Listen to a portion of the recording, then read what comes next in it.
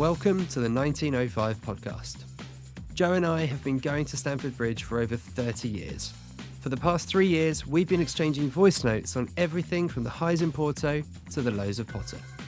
Each week, this podcast will take you inside our unfiltered thoughts on all things Chelsea, sharing our view from Gate 13 of the Matthew Harding stand. Let's hit the notes.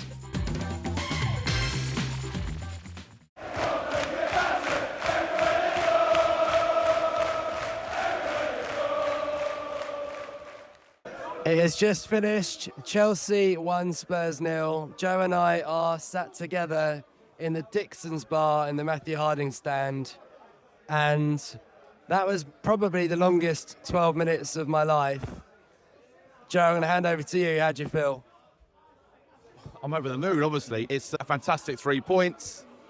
I thought we played very well overall. I thought the last maybe 25 minutes we lost our way slightly. We didn't know where to stick or twist. The addition of Reece James coming on, Dewsbury Hall made a real difference in the last 10, 12 minutes in injury time. But I think the game in itself, I thought we were the better side, but we created the more clear-cut chances. But Spurs were always in it, and when you're only 1-0 up and you've got Sanchez in goal, you don't know what you're going to get. And obviously their disallowed goal was a howler. I mean, me and Chris were literally at the far end, and to me, he's standing. I need to see it again, but he's standing too far over one side, never gets over, it goes in, and obviously when the VAR check is for a disallowed goal for a foul on Caicedo, we were over the moon. But I think overall, really pleased with the result. We can play better, but I thought there was a lot of fight tonight. I thought there's some brilliant performances. Enzo Fernandez was superb. I thought Neto had a good game.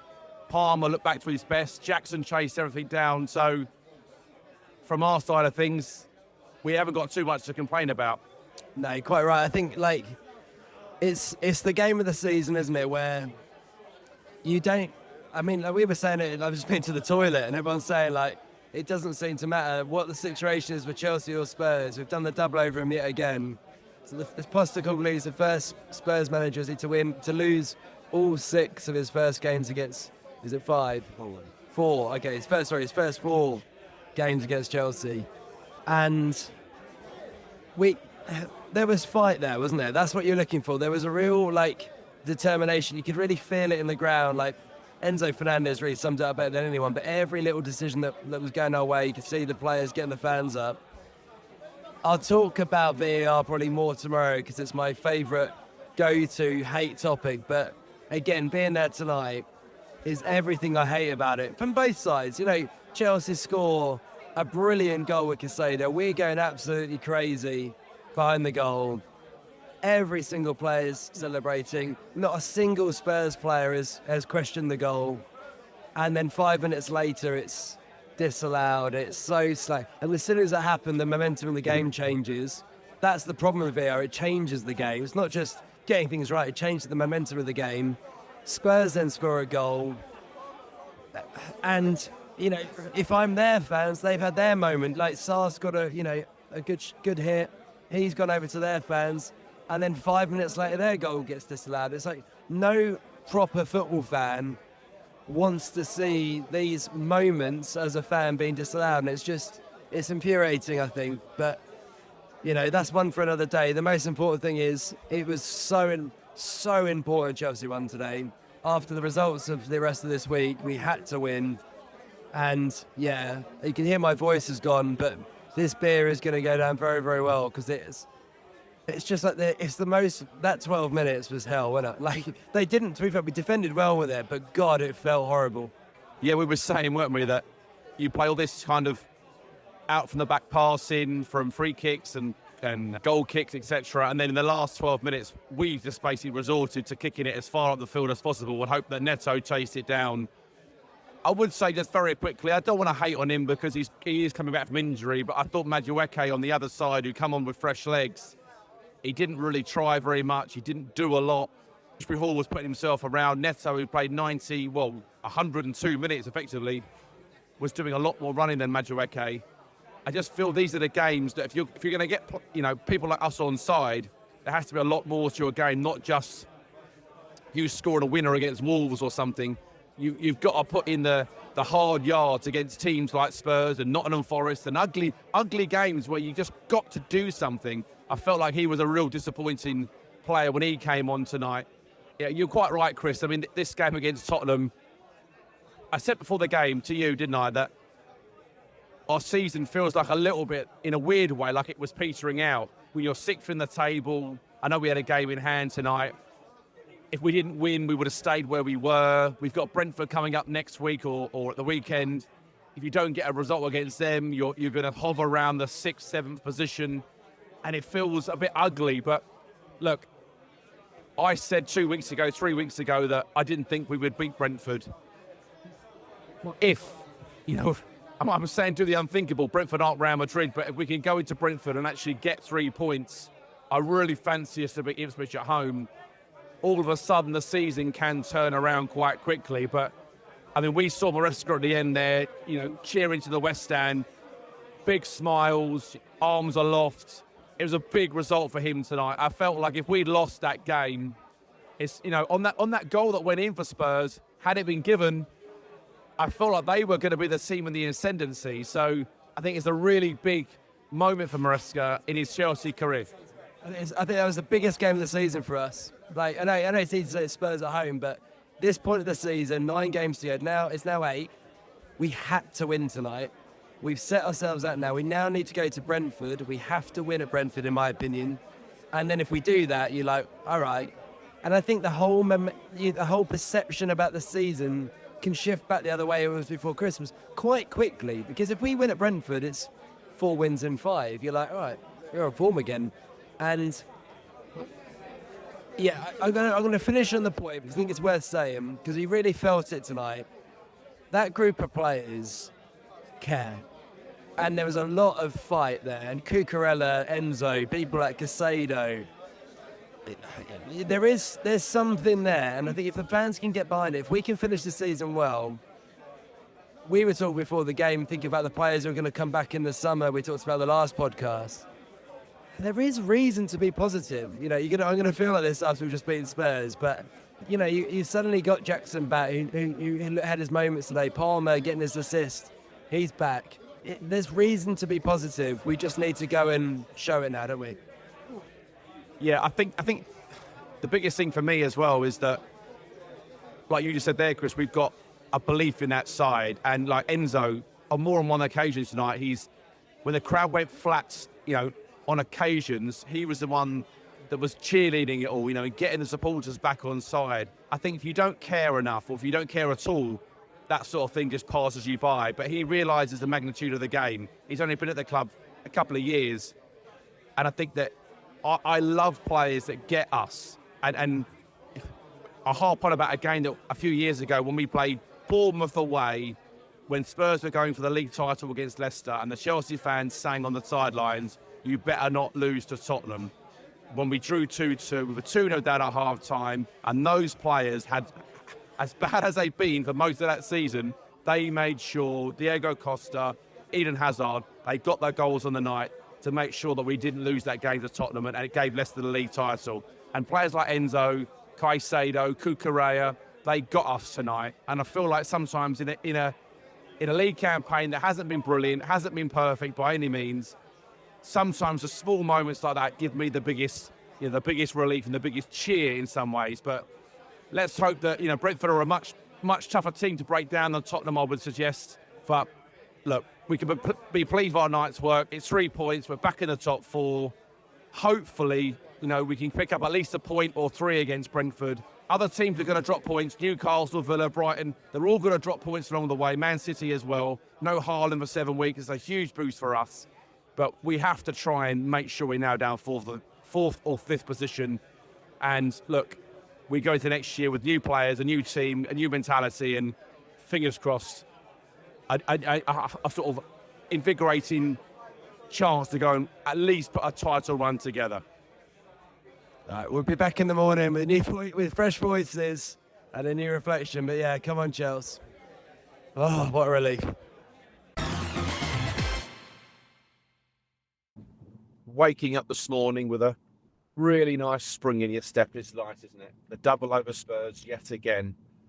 I mean, is there another derby in the world that is this one-sided?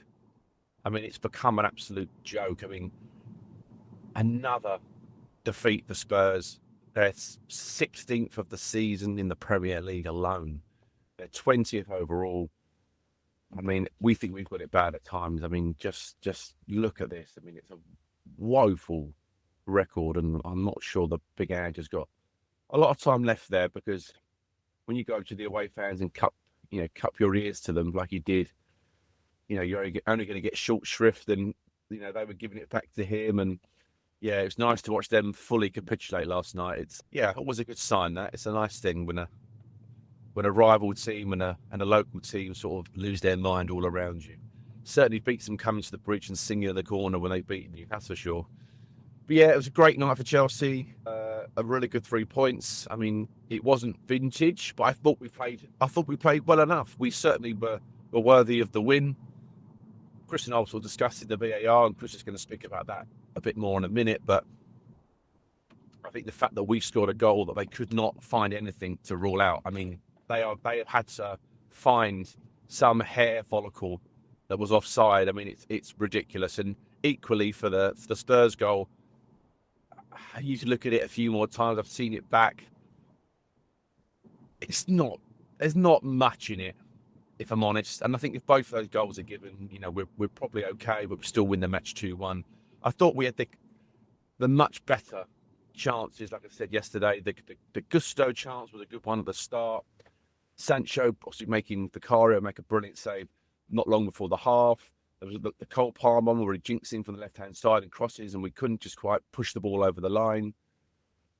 And yeah, it was just a good, solid performance from Chelsea. I thought what was noticeable was that we played very direct. There wasn't a lot of short, there was lots of short passing, don't get me wrong, but we did a lot of direct stuff. Sanchez was not playing out from the back like he normally does. He was hitting it into the corners. But again, against a team like Spurs, I think you're going to see that, because they do come at you. And when they push players on, there is space in behind. But Chelsea have had these games recently, and we've not done it. Arsenal did something similar, but we didn't really hit them in behind. And I get it, with personnel, it's not always easy to do it with players that can't play that way. But it was nice to see that Chelsea did make the most of their team yesterday and let players go into the corners and chase those kind of loose ends, which they did, valiantly. Jackson did well, Neto did well, Palmer chased everything down. Caicedo and Enzo in the middle of the park were wonderful. Sancho didn't have his best game, I must say. He was probably the one that was way off it in some ways, but he was still up for a fight. He just didn't, on the ball, he just wasn't his usual brilliant self. I mean, we discussed in the ground that when he scored his goal at the Tottenham Hotspur Stadium earlier in the season to get us back to 2-1, it was that thing where he drifted in from the left-hand side, came in from the edge of the box, and he just whipped that shot low and hard into the corner. And he had that opportunity probably half a dozen times last night. 6 times he came in. He had 3 of them in the space of like a minute. And every time he dribbled in, he just got flopped. He's in his own head a little bit at the moment. The transfer talk probably doesn't help him. I think we maybe need to get up his back, supporters and the media a bit, to kind of, even the manager could give him a little lift maybe. He didn't really come out in a glowing reference with him this week, but non-Eve replacement coming back from injury, didn't have a great game. I think I said just yesterday he was just very mediocre. The only thing he did was in the last minute of extra time, he did manage to dribble away from Udogie, who brought him down for a free kick and a yellow card. But other than that, his clearances were terrible from the edge of the box when we were under pressure. He never dribbled away from anybody except in that last minute of extra time. Just a player at the moment that he needs to do a lot more. And you're fresh, and if you're not injured and you're back from injury, and that's as good as you can give, then it's a little bit of a sad indictment on him. He needs to come into that game. It's Tottenham at home, and we're 1-0 up, and we're struggling a little bit. They turned the tide on us to try and get that equaliser. We were happy with the points, obviously. We weren't going for any more goals, but he's got to be chasing everything down. Neto, who's played 102 minutes, is chasing everything. He needs to look across the other side of the field and go, say to Neto, you sit in there, mate, I'll chase it down. But look, this isn't a podcast to be critical.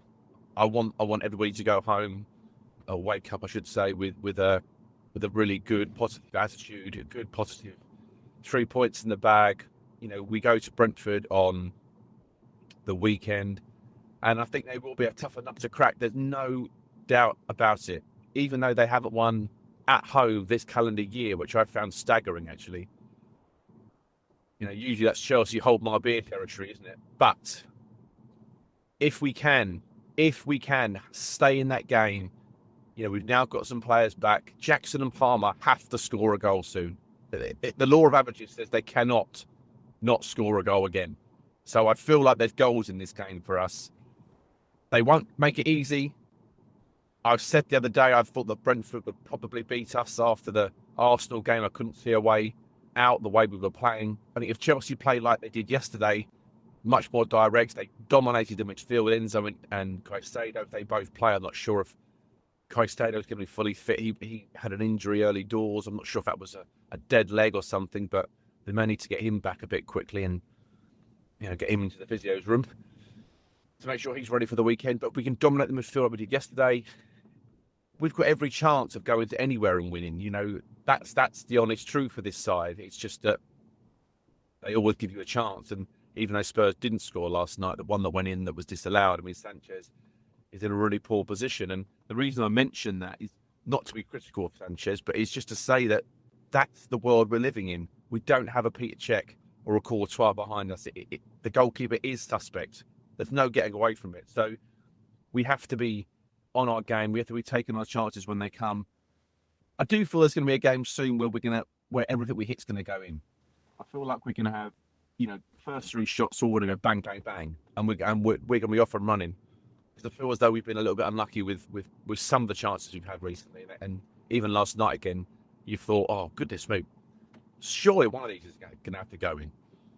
But just lastly, I think it's worth mentioning the atmosphere last night on the bridge was fantastic. The best atmosphere of the season by none. I know it's Spurs at home, but it really was good. There were a couple of flat moments, not for long really, but there were songs sung all night. We went for a repertoire of all sorts of old players, new players, and general kind of Chelsea chants, which was really good. And you could feel it in the crowd. It was an electric atmosphere. Plus the fact that Enzo and Levi Colwill both mentioned it after their interviews after the game. They both said how it gave them the belief and the willingness to get those points and push them over the line, which is really nice to see. And obviously Enzo Maresca was a little bit critical of Chelsea fans recently, which I thought was a little bit of a dangerous game to play. But he obviously realised the thing that he should say last night, which was true, was that the fans were behind the team. They were onside. But it comes down to the manager as well and the way he plays. And if you're pissing the fans off, they're not really going to start singing for you. But I thought the team generally overall was excellent on that front. The fans, I should say, were excellent on that front. They really got behind the side. Chris and I's voices are quite hoarse still from yesterday, so you can probably hear that in us. But it makes a huge difference to the team, and long may it continue. Oh, good morning. That feeling you have after a win against Spurs. Is there a better feeling in the world? I don't know. My voice is still, as you can hear, not quite recovered yet, but yeah, for good reason, because it was a really, really great night at the bridge. And yeah, I think I'll start with the atmosphere, Joe. You talked about it there. I love, people haven't seen it, go and watch the post-match interviews with Levi Colwill, because I thought actually he came across, and he often does, as a real personality in those interviews. You could see what it meant to him to win the game against Spurs. You could see him on the pitch, actually. There's a great clip of him behind the referee during the VAR check when he goes to the side of the screen, going kind of crazy. And the way he talks about how the atmosphere drove them on during those last sort of 10, 12 minutes was amazing. And yeah, he was brilliant during the game itself, and just shows those little signs that we've said about him being a potential future captain. And it was great to see. And the atmosphere was brilliant. There was a lovely, I don't know if it came across on people watching on TV, but I haven't seen Chelsea do this before. I thought it was brilliant. They played obviously the usual kind of liquidator as the players came out and all that kind of stuff. But then they played Blue as the colour, obviously the epic Chelsea anthem, with about a minute before kickoff as the players were doing the huddles, and it was amazing because they basically just it kind of everyone was singing it, and then just as the game kicked off, they obviously dialed the music down and the fans kind of finished off singing the chorus, and it was proper like goosebumps on your arms type moment. Really, really smart from the club, and I think they've got to do more things like that because it really does. It got the atmosphere going immediately from kickoff, and you could see the players respond. I mean, we nearly scored after a minute and a half, didn't we? With Jackson hitting the post. So yeah, a brilliant night, and kind of what it is all about, really. And I guess one thing that I was thinking about watching the players sort of after the game, all those post-match scenes and Cole's interview and all that kind of stuff, was after all of the changes over the last 5 years, but last 20 years, last 30 years, all of these eras that we've now gone through, it's pretty amazing and impressive, isn't it? How much the players still get the importance of beating Spurs. And I was thinking about it because I saw an interview with John Terry yesterday where he was talking about playing Spurs and how he'd grown up watching Dennis Wise and being in the change room as a kid in the Spurs games, and he would be like, Dennis Wise would be telling the squad how important this game was. It's Spurs. We don't lose to Spurs. We beat Spurs, etc. And obviously John Terry carried that through for years and years. And I was like, it's pretty impressive that has carried through to this group. You often talk about a lack of leadership, a lack of character in the squad, but that in the DNA has obviously continued, and you could really feel it yesterday. And frankly, this record against Spurs is incredible, isn't it? We're up to nearly the best part of one defeat at home in, it's got to be coming up 35 years. No, longer. Was it 1989 or something? It's an incredible run, 35 years plus. It's amazing. So yeah, huge credit to Chelsea.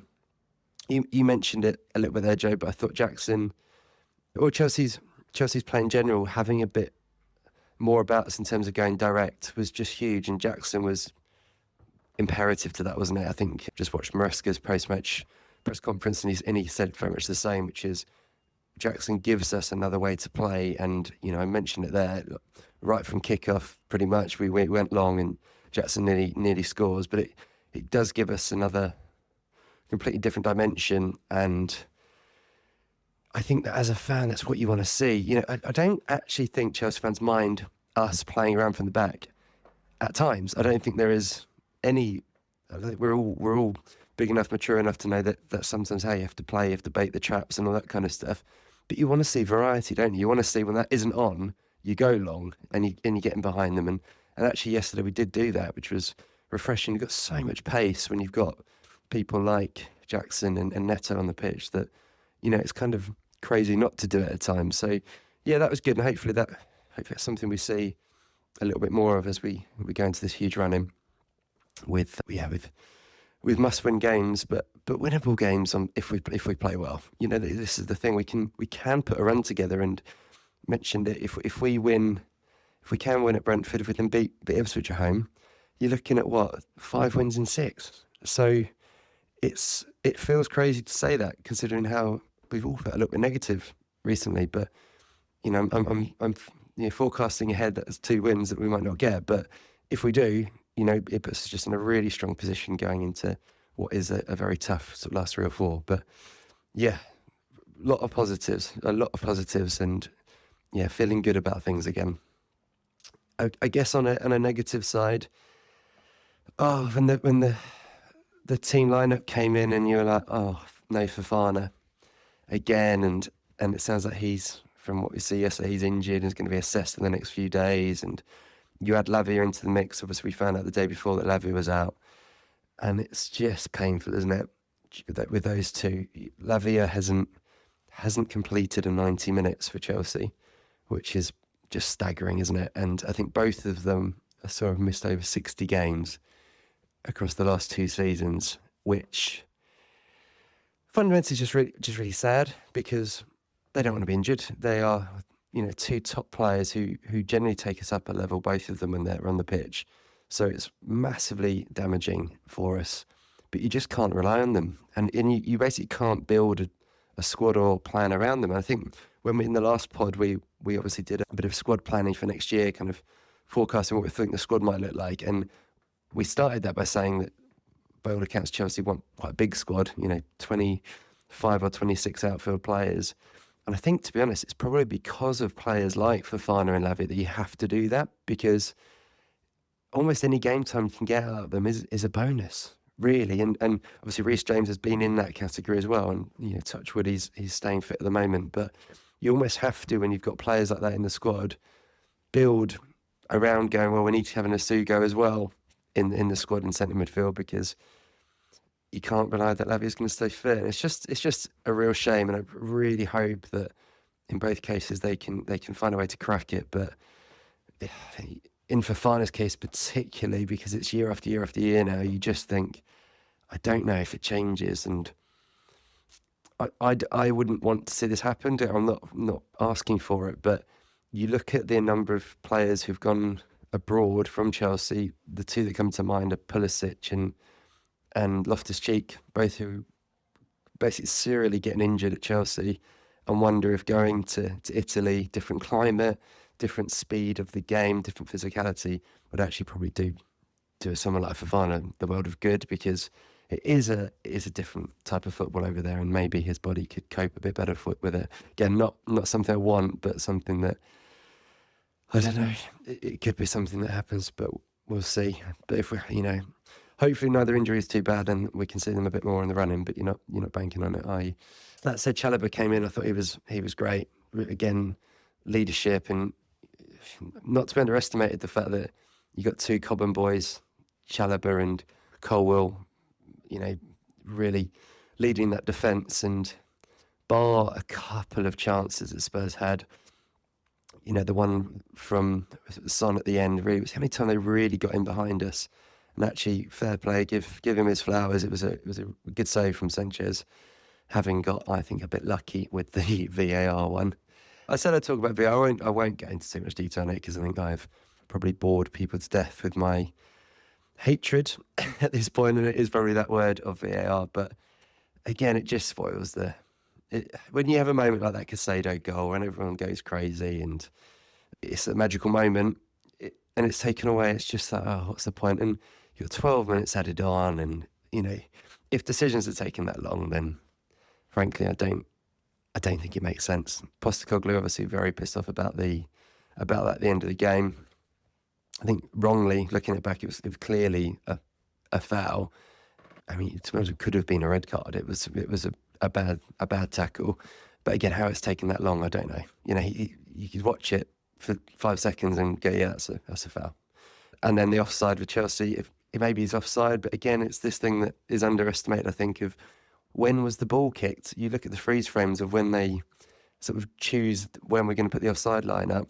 Go back a freeze frame when it looks like he strikes the ball, and I think he's onside. So, yeah, these little things just, I don't think it's what any of us wanted. The VAR was meant to come in to stop the Maradona handballs, the Thierry Henry handballs, the absolute travesties, not to get involved with every single little thing. And I think it's over-refereeing the game, which they said they were going to sort of stop doing, and it felt like maybe they did at the start of the season, but it's gone back to over-refereeing again, and as against the running. And yeah, I will stop talking about it, but I cannot stand it. And it really isn't a fun experience when you're in a stadium for it, because you just don't know what's going on.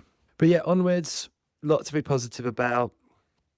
Chelsea showed fight, showed the kind of commitment and battle that we are going to need if we want to finish the season in Champions League places. And I think on the basis of that, we have a real chance. So yeah, here's hoping for a good game, a good result on Sunday, and we'll be back next week to talk about it.